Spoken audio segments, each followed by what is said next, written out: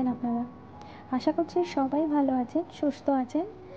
আর আমার চ্যানেলের আরেকটা ভিডিওতে আপনাদের সবাইকে স্বাগত জানাচ্ছি। আমাদের ব্যাগ গোছানো আর স্টেশনে যাওয়া দেখে বুঝতেই পেরে গেছেন যে আমরা কোনো একটা ট্রিপে যেতে চলেছি।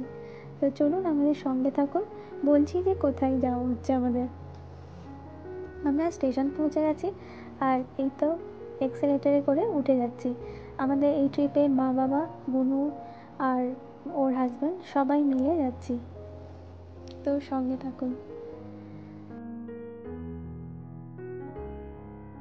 তো আমরা এখনো প্ল্যাটফর্মেই ওয়েট করছি। আমাদের ট্রেন আসবে প্রায় 1:30 নাগাদ আসবে। আর আমরা কোথায় যাচ্ছি সেটা আমার মা রিভিল করবে। আমি আমার মা, বাবা সবার সাথে যাচ্ছি। তো মা, বলো আমরা কোথায় যাচ্ছি? আমরা শিরডি সাই বাবার কাছে যাচ্ছি। আচ্ছা আচ্ছা। তো এই সাই বাবার কাছে যাওয়ার ইচ্ছে তোমার কতদিন থেকে? আমার অনেক দিন থেকে। আমার মেয়েরা তখন অনেক ছোট, তখন থেকেই আমার সাই বাবার কাছে যাওয়ার ইচ্ছা। সাই বাবার কৃপাতেই আমার যত কিছু ভালো হয়েছে, মানে যত আমার জীবনে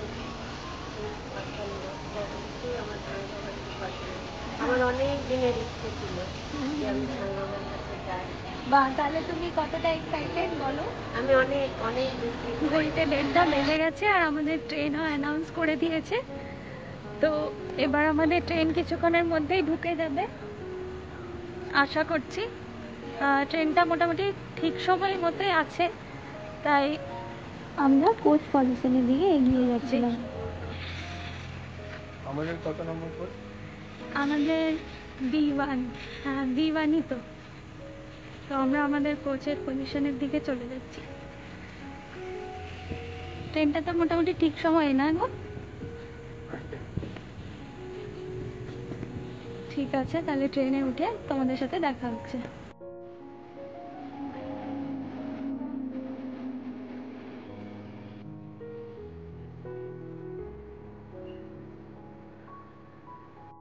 ট্রেন আমাদের একদম রাইট টাইমেই ঢুকে গেছিলো আর এই তো আমরা ট্রেনে উঠে পড়ছি। ট্রেনের মধ্যে উঠে পড়েছি, মা বাবা উঠছে আর এবার আমরা সিট খুঁজে নেব। আর অত রাত্রিবেলা হয়ে গেছিলো তাই আর ভিডিও করতে পারিনি।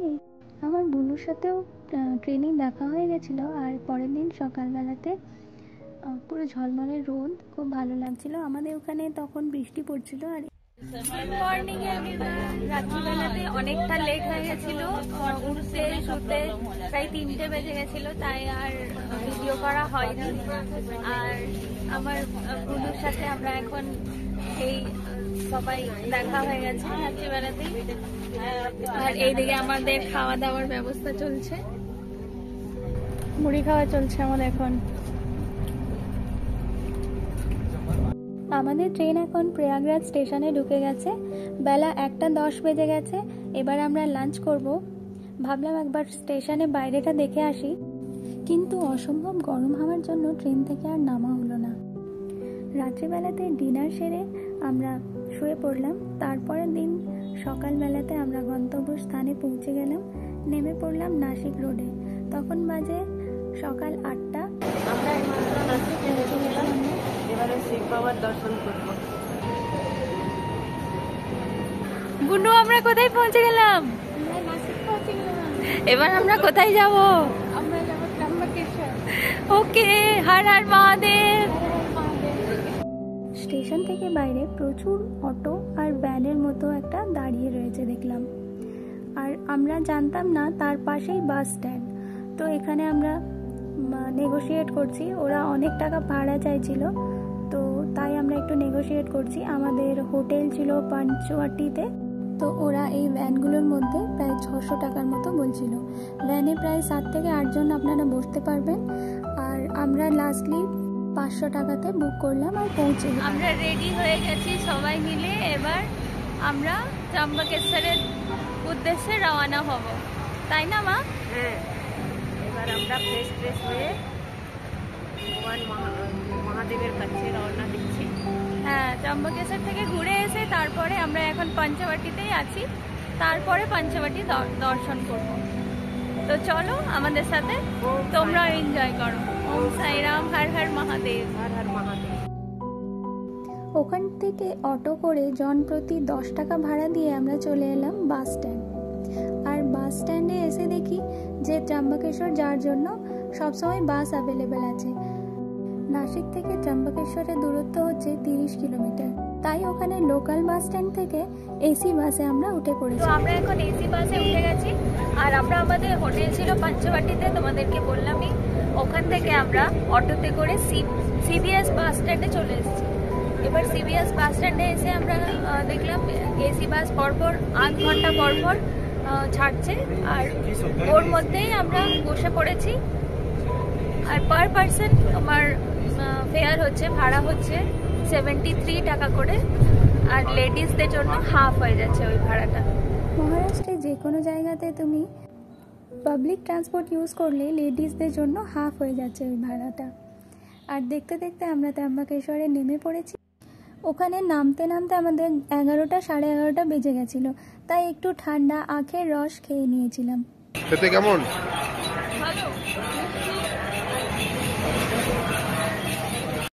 তারপর আমরা মন্দিরের দিকে চলে যাচ্ছি। বাস স্ট্যান্ড থেকে হাঁটা পথেই মন্দিরের রাস্তা। ওখানে প্রচণ্ড রোদ হওয়ার কারণে এই ধরনের গ্রিন কাপড়গুলো ওরা ব্যবহার করেছে। আর মন্দিরের আশেপাশে অনেক রকমের খাবার দোকান, নানান রকমের কাপড়ের দোকান, অনেক কিছু পাওয়া যাচ্ছিল।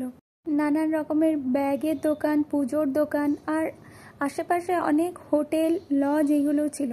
তো তোমরা চাইলে ত্র্যম্বকেশ্বরেও থাকতে পারো।